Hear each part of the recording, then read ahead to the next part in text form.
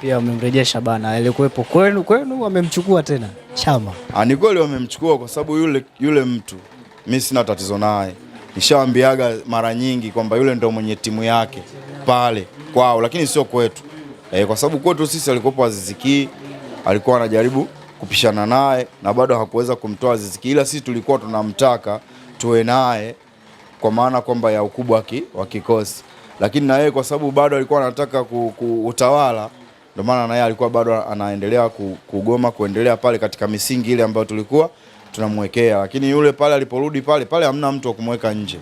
Atacheza. Kuna ambao walikuwa wanalalamika, ikiwepo msemaji wao alikuwa anasema Chama hana uwezo tena, sio kitu gani, lakini atashangilia hata magoli yake endapo kwa mfano labda amecreate chance au kafunga, atashangilia. Kwa hiyo yale yote atasahau, ataacha.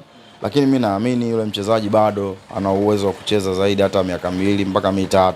Kwa hapa kwetu hapa playmaker mzuri kama yule bado hatuna.